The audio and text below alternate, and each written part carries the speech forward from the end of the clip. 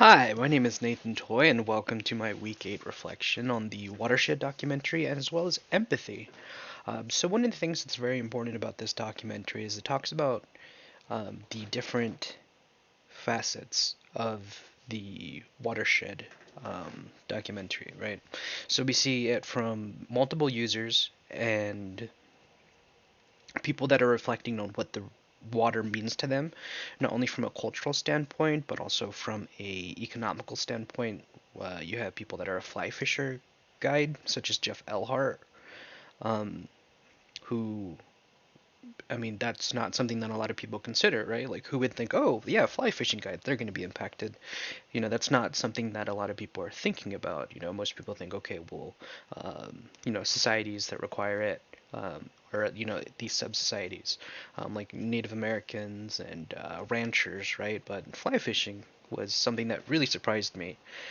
Um, was not something that I really would have considered, but it's important because this opens my perspectives, my viewpoints on it, so that when it comes to designing something, these are multiple things that I can take away and be able to understand. Um, so something that really surprised me is that with all the water that's being taken out, you're having these natural habitats being destroyed in order to create artificial habitats.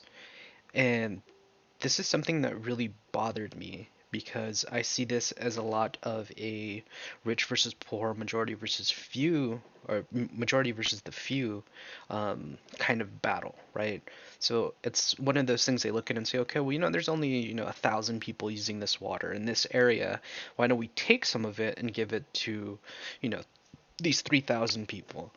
And I feel that the people that are going through this process and are making these decisions aren't considering these things, right? And they're not putting themselves in the shoes of the people that are surrounding this water.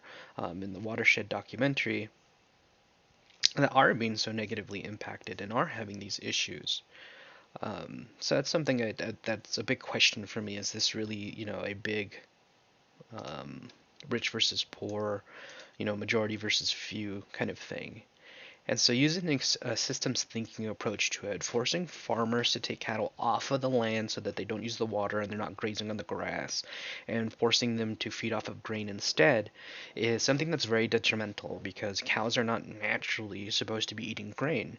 They are grazers, they are, animals that, for as long as they've been domesticated, have grazed off of grass.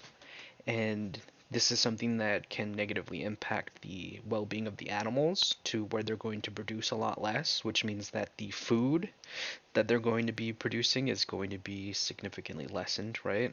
So while you're making these farmers do this in order to get to the water, now you're not thinking about the impact of now we have less food, we have less milk, we have less, resources to provide sustenance to a population at the sake of these farmers, but you still expect them to meet these type of quotas or to be able to do this, but now you're hurting them economically. And when you cause them to lose out financially, well, I mean, think about it.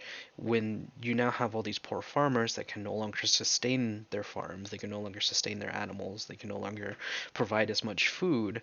Well, I mean, if you have a derelict farm, what's going to happen to all those animals, right? And then all these animals get freed, or they get sold, or they get killed, right? And then now you're thinking of, okay, well, now you have to deal with the side effects of that, right? Like a sub effect of it. So you have, more animal activists that are going to be on top of you saying, hey, all these ranch animals were killed just because there was nowhere for them to go, right? Or the well-being of these animals is being severely, severely jeopardized because of what you're doing to them. And there's so many parts of this water war that are so intricately linked that you have to be very careful what part you pull away because that's going to affect something else, right? Um, my own experiences with water is rather naive. I've always had the luxury of being able to go to a water fountain or a refrigerator to flush my toilet without having to worry of whether or not it's going to go all the way down or fill back up. Showers and baths and all those things. I don't own a swimming pool besides, those little inflatable plastic ones that you can just fill up with, a water hose, and even then, you just repurpose the water and water the flowers with it, and it's not too big of a deal. But my neighbor does have a swimming pool, and when that thing leaks, or they're refilling it and they're dumping tons and tons of water into the street, I mean, think about it. That's a ton of mosquitoes. That is, people that could very well slip and fall on it because we do have a lot of joggers. These are more things to consider. Uh, so my own experience isn't necessarily very in depth as a lot of the users of these videos.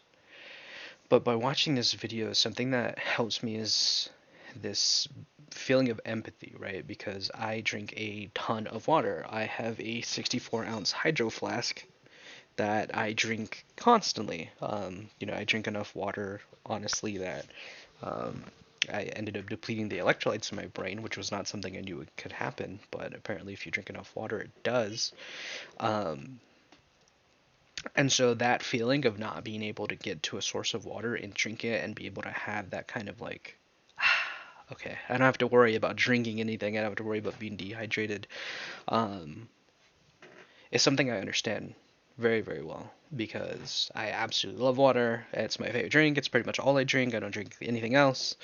Um, so empathizing with it, with the users in this video and being able to say, hey, wow, if you had to decide between getting a glass of water or being able to flush your toilet, what would you pick? Is a huge question to ask. And not only how much this negatively impacts their life, but also their culture. And one of the things to keep in mind is the future generations who live on this land, right? A lot of these people utilize the land. They're Native Americans who have lived on this land their whole life, and this is where they are. Or you have, like Jeff, who is a fly fisher, and sure, maybe his children won't grow up to be fly fishers, but that is a part of them. That is their history. That's like if someone were to bulldoze your house and take everything that you remember away from it, and then you can no longer go back and enjoy it, right? Like that's one of those things that people don't understand. That builds up a lot of resentment towards these people that have caused a negative impact. And so that's very important to keep into consideration, especially in the design thinking process, right? We're always so concerned with now, what can we do now? What can we do now? What can we do now? That we don't think, okay, well, in 5, 10 years, here's what's going to happen, right? Or they don't think about the people that are going to be angry or the negative effects. So this documentary is very good on being able to build that empathy and kind of have that foresight heading into the design thinking process. So thank you for watching my video and have a great day.